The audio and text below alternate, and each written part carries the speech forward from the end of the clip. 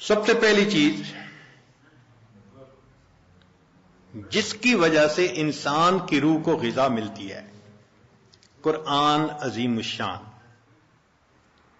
قرآن مجید کا پڑھنا، قرآن مجید کا سننا، یہ انسان کی روح کو غذا پہنچاتا ہے۔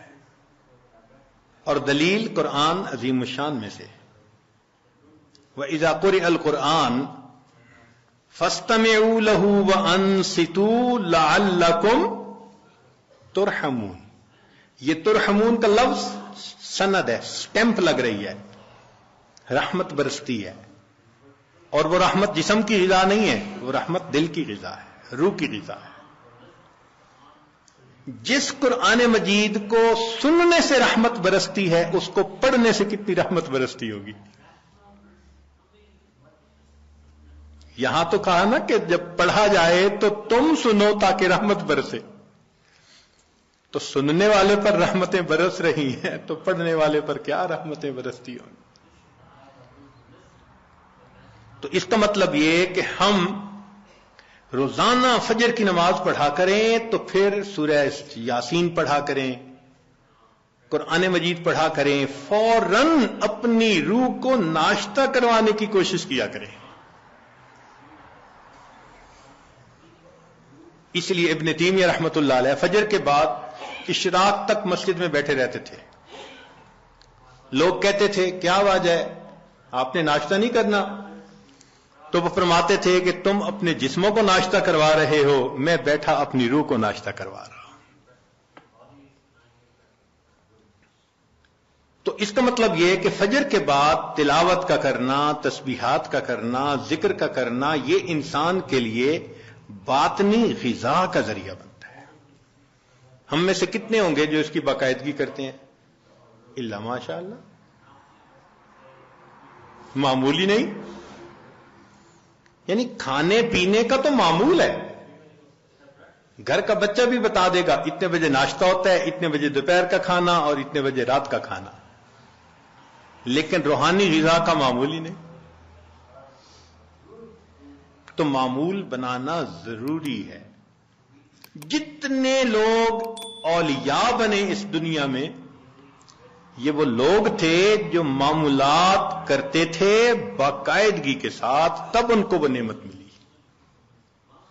اتفاقاً نہیں کوئی ولی بن جاتا،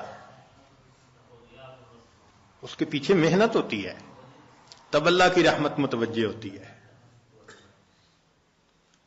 تو معلوم ہوا کہ ہم تہجد میں اٹھیں، فجر سے پہلے یا فجر کے بعد، اس نیت سے یہ اعمال کریں کہ یہ چیز ہمارے لیے روح کی غذا بنے گی۔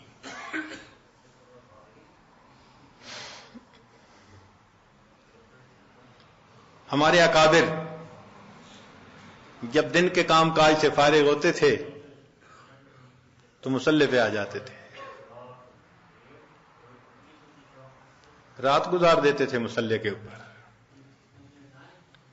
ان کو رات کے اندھیرے کا اس طرح انتظار ہوتا تھا جس طرح دلہا کو دلہن سے ملنے کے لیے رات کا انتظار ہوا کرتا تھا، ایسے وہ رات کے منتظر رہا کرتے تھے۔ عشاء کے وضو سے فجر کی نماز پڑھنا، رات کا بیشتر حصہ نوافل میں کھڑے رہنا، حتیٰ کہ ہمسائے کے لڑکے بچے ان کو چھت کے اوپر ایک مینارہ سمجھا کرتے تھے۔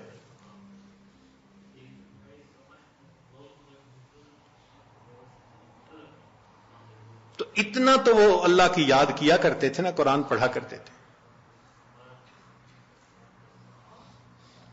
اور ہمارے قریب کے زمانے کے بزرگوں کا معمول ایک منزل روزانہ کا۔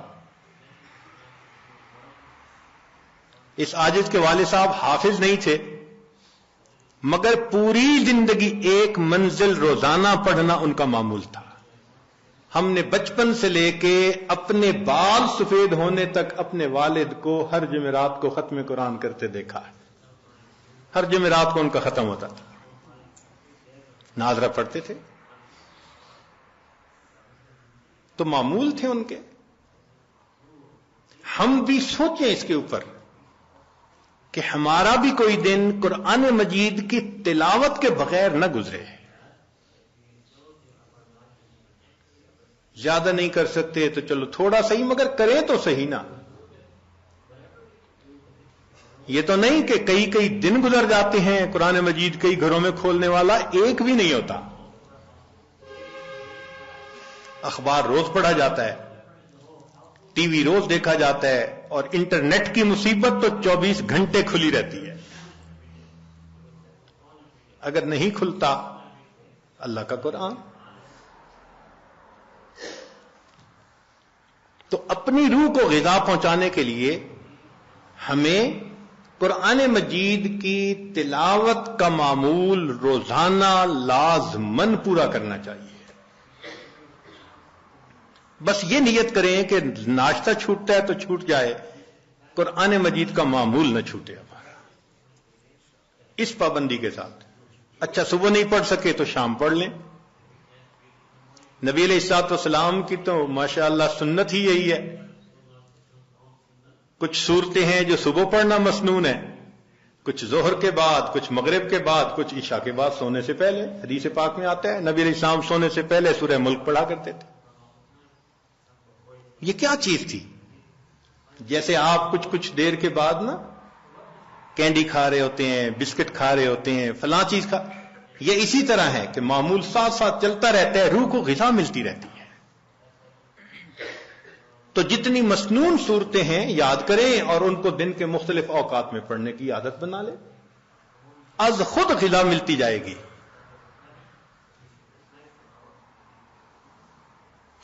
اور جو حافظ قرآن ہوں ان پر تو اللہ کی خاص رحمت، وہ اپنی منزل کے حساب سے پڑھیں. ہمارے اکابر تو ایک آیت پڑھتے تھے، پوری رات گزار دیتے تھے. پہلے یہ بات ذرا عجیب لگتی تھی کہ ایک آیت پڑھتے پوری رات. پھر ایک چیز نکل آئی جس کا نام ہے چنگم. ہم نے بعض بچوں کو دیکھا کہ جتنی دیر بیٹھے ہیں منہ چل رہا ہے. پوچھا بھئی یہ کیا مسئلہ ہے؟ کہنے لگے جی بس یہ چنگم ہے، اس کو چبانے میں مزہ آتا ہے. بھئی اگر ایک گھنٹہ ایک ہی چیز کو چبانے کا مزہ یہ پا رہے ہیں تو ہمارے اکابر بھی ایک آیت کو بار بار پڑھ کر کندے مکرر کا مزہ لیا کرتے ہیں. ان کو بھی مزہ آتا تھا. تو پہلی چیز جس سے ہم نے اپنی روح کو غذا پہنچانی ہے وہ کیا چیز ہے؟ قرآن مجید کی تلاوت کرنا. صرف ثواب کی نیت نہیں ہونی، ثواب تو ملے گا، یہ بھی نیت ہونی ہے کہ میں نے اس کو آداب کے ساتھ، توجہ کے ساتھ اس طرح پڑھنا ہے کہ اللہ کی رحمتیں برسیں اور میرے دل کی ظلمت کو دھو دیں.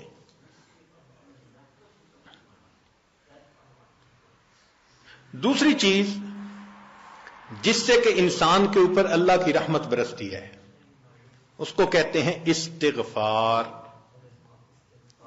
استغفر اللہ ربی من کل ذنب واتوب الیہ. قرآن مجید میں اللہ رب العزت نے حکم فرمایا واستغفر اللہ، استغفار کرو. ہمارے اکابر یہ معمول بتاتے ہیں روزانہ، استغفر اللہ ربی من کل ذنب واتوب الیہ. اس کو دن میں کم از کم 100 مرتبہ صبح، 100 مرتبہ شام. زیادہ وقت ہو تو 200 مرتبہ بھی پڑھ سکتے ہیں. مگر جب پڑھ رہے ہوں تو ذرا اپنے گناہوں پر ندامت بھی دل میں محسوس کریں. یہ نہ ہو کہ زبان پہ استغفار چل رہا ہے اور دن میں گناہوں کے خیال چل رہے ہیں. رابعہ بصریہ رحمت اللہ علیہ فرماتی تھیں استغفارنا یحتاج الی استغفار، کہ ہم ایسا استغفار کرتے ہیں کہ اس کے اوپر ہمیں استغفار کرنے کی ضرورت ہے.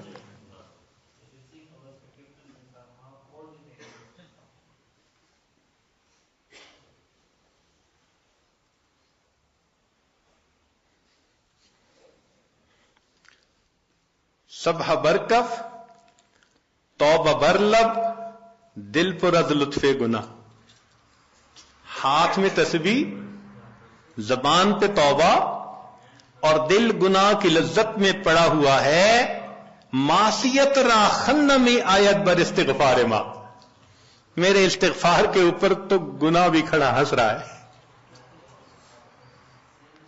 تو ایسا استغفار نہ ہو. صحیح ندامت کے ساتھ ہم استغفار پڑھیں تو اللہ تعالی کی رحمت برسے گی. دلیل قرآن عظیم الشان، بات پکی.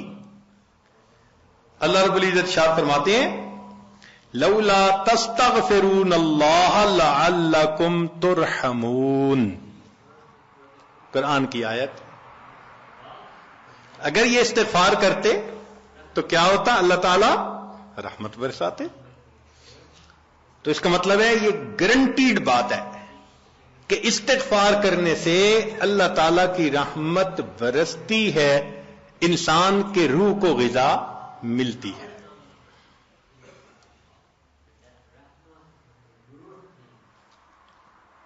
پھر تیسری چیز جس سے کہ اللہ تعالی کی طرف سے رحمت اترتی ہے، درود شریف کا پڑھنا.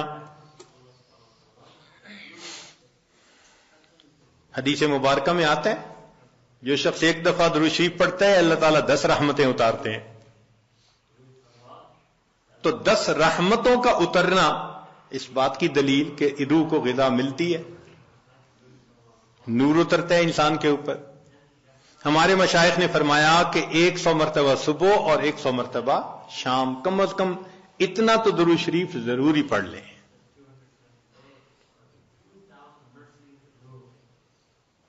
ایک صحابی رضی اللہ عنہ پوچھتے ہیں اللہ کے نبی صلی اللہ علیہ وسلم میں کتنا درود شریف پڑھوں؟ فرمایا زیادہ پڑھ، چوتھائی حصہ. زیادہ پڑھو گے تو فائدہ زیادہ. اللہ کے نبی صلی اللہ علیہ وسلم آدھا حصہ. بھائی زیادہ پڑھو گے تو زیادہ فائدہ. 3 حصے. فرمایا اور زیادہ، تو 4 حصے. جب انہوں نے کہا کہ میں پورا وقت درود شریف پڑھنے میں لگا دوں گا، نبی اسلام نے فرمایا اذن یغفر لک ذنبک، تیرے گناہوں کو بخش دیا جائے گا اور تیرے غموں کو تیرے سر سے اتار دیا جائے گا. تو درود شریف کے پڑھنے سے اللہ تعالیٰ گناہوں کو معاف کرتے ہیں اور دھو دیتے ہیں. صدیق اکبر رضی اللہ عنہ فرمایا کرتے تھے کہ ٹھنڈا پانی آگ کو اتنا جلدی نہیں بجھاتا جتنا جلدی درود شریف کا پڑھنا انسان کے دلوں کی ظلمت کو مٹا دیتا ہے.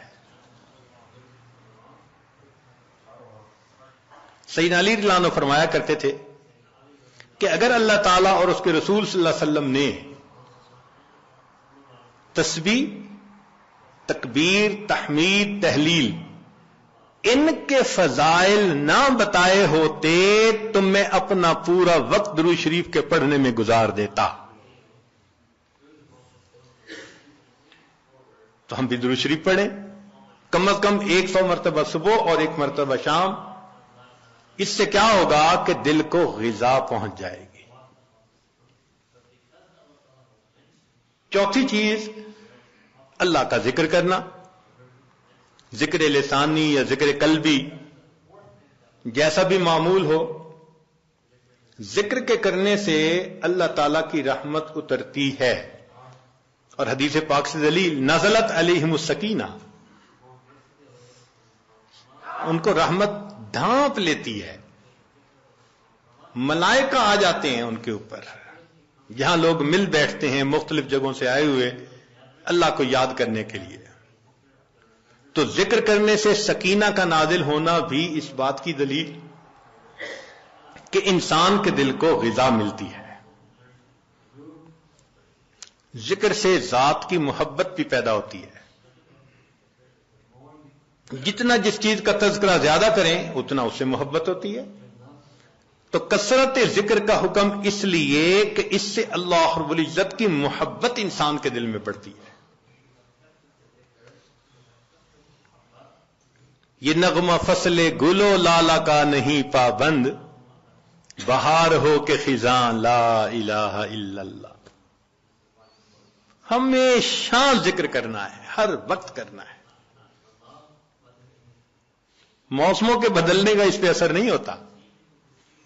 اس لیے ہمارے اکابر صبح شام کا کچھ وقت تھا جس میں تنہائی میں بیٹھ کے اللہ کا ذکر کثرت کے ساتھ کیا کرتے تھے.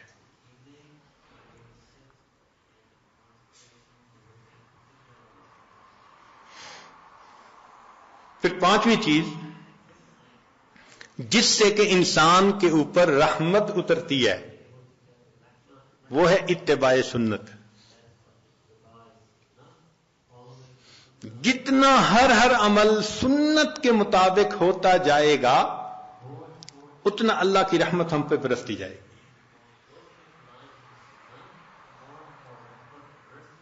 جتنا ہر عمل سنت کے مطابق. اس لیے ہمارے سلسلہ آریہ نقشبندیہ میں بیعت ہونے کے بعد پہلا کام یہی بتاتے ہیں ہر کام کو سنت کے مطابق کرنا ہے. سر کے بالوں سے لے کے پاؤں کے ناخنوں تک اپنے آپ کو سنت کے مطابق ڈھالنا ہے. کیوں؟ ایک تو اجر ہے, ایک قرب ہے, اللہ کی محبوبیت ملتی ہے, اور تیسرا یہ چیز انسان کے روح کی غذا بھی ہے. دلیل قرآن عظیم الشان میں سے ارشاد فرمایا اطیعوا اللہ والرسول لعلکم ترحمون. اللہ اور اس کے رسول کی اطاعت کرو تو کیا ہوگا؟ تمہارے اوپر رحمت برسے گی. تو اتباع سنت سے بھی انسان پر رحمت برستی ہے.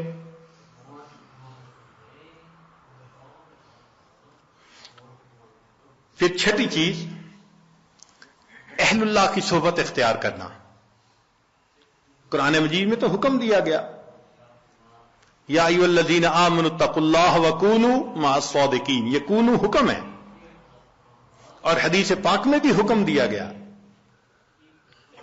نبی علیہ السلام نے ارشاد فرمایا علیکم بمجالسۃ العلماء واستماع کلام الحکماء فإن اللہ تعالی یحیی القلب المیت بنور الحکمہ کما یحیی الارض المیت بماء المطر. کہ جس طرح بارش کے اترنے سے اللہ مردہ زمین کو زندہ کر دیتے ہیں, اسی طرح اہل اللہ کی حکمت بھری باتوں سے اللہ دلوں کو زندہ فرما دیتے. تو دلوں کو غذا کا ملنا حدیث سے ثابت.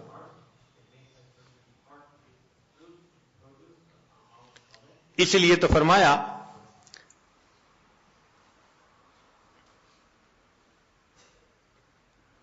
کہ انسان کہیں نہ کہیں اپنا تعلق جوڑے. مجدد ثانی رحمۃ اللہ فرماتے ہیں کہ ان مشائخ کی نظر شفا اور ان کا کلام کیمیا ہے. ان کا کلام کیمیا اور ان کی نظر شفا ہے. ہے وہی تیرے زمانے کا امام برحق, ہے وہی تیرے زمانے کا امام برحق جو تجھے حاضر و موجود سے بیزار کرے, دے کے احساس زیاں تیرا لہو گرما دے, فقر کی شان چڑھا کر تجھے تلوار کرے. تو یہ مشائخ کی صحبت میں اسی مرحوم رحمۃ اللہ فرماتے ہیں گر تو سنگے خارہ مرمر شوی چوب صاحب دل رسی گوہر شوی.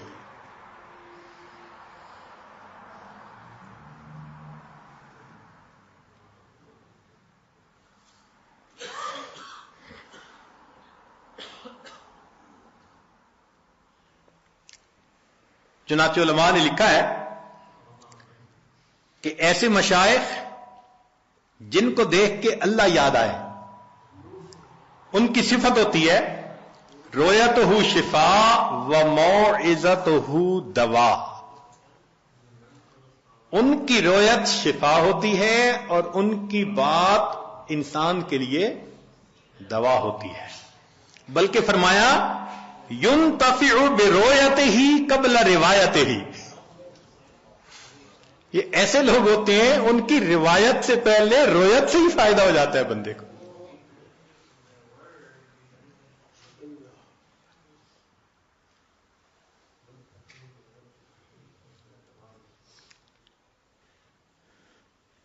ساتویں چیز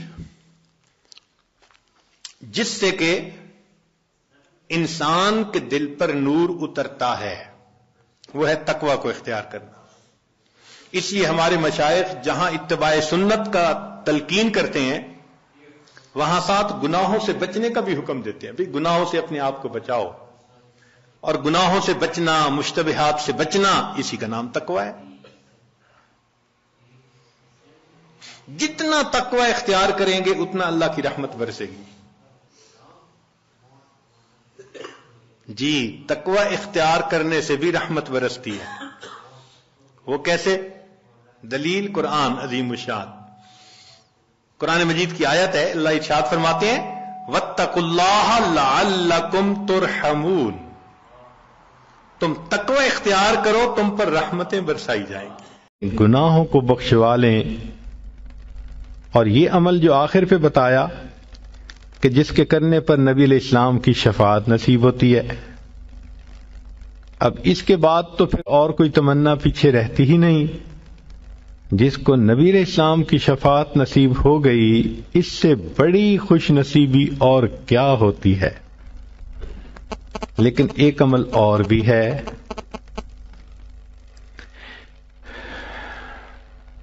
آپ حیران ہوں گی کہ نبی علیہ الصلوۃ والسلام کی شفاعت ملنے کے بعد پھر کون سا عمل رہ گیا پیچھے؟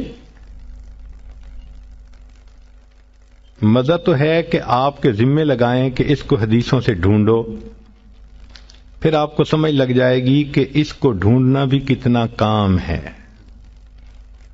لیکن چلیں، آپ دور قریب سے چل کے یہاں آ گئی ہیں، اور عورت جب آتی ہے تو دنیا دار لوگ بھی اس کا اکرام اور احترام کرتے ہیں.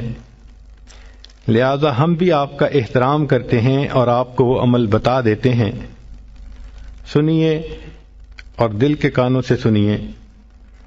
نبی علیہ الصلوۃ والسلام کی یہ حدیث مبارکہ ہے جس کو منذر رضی اللہ عنہ نے روایت کیا. یہ صحابی ہیں، اور یہ حدیث مبارکہ طبرانی شریف میں بھی ہے، مجموع الزوائد میں بھی. ایک دعا ہے، رضیت باللہ ربا وبالاسلام دینا وبمحمد نبیا. اس کو یاد کر لیں اور اس کو صبح کے وقت، فجر کے وقت 3 مرتبہ پڑھ لیا کریں. اس پر اجر کیا ملے گا؟ سبحان اللہ، حدیث کو پڑھ کے دل باغ باغ ہو جاتا ہے، دل خوش ہو جاتا ہے، اور جی چاہتا ہے کہ زندگی کے آخری دن تک ہم اس عمل کو کرتے رہیں، کبھی چھوڑیں گے نہیں. کیا اجر ملا؟ منظر اللہ عنہ فرماتے ہیں کہ نبی السلام نے فرمایا کہ جو شخص اس آیت، اس فکرے کو دن میں 3 مرتبہ پڑھے گا، میں اس کو ہاتھ پکڑ کر جنت میں داخل کرنے کا ذمہ دار ہوں گا. اللہ اکبر کبیرہ. واقعی اللہ کے حبیب صلی اللہ علیہ وسلم نے تو حق ادا کر دیا. یہ تو ہماری کوتاہیاں ہیں، ہماری نالائکیاں ہیں. ہم ان اعمال کو کرتے نہیں اور پھر سر پہ گناہوں کے بوجھ بڑھاتے جا رہے ہیں، شیطان کے ہاتھوں بے وقوف بنے پھرتے ہیں. اللہ تعالی ہمیں سمجھ عطا فرمائے اور ہمیں اپنی زندگی سنت کے مطابق کرنے کی توفیق عطا فرمائے. وآخر دعوانا ان الحمد للہ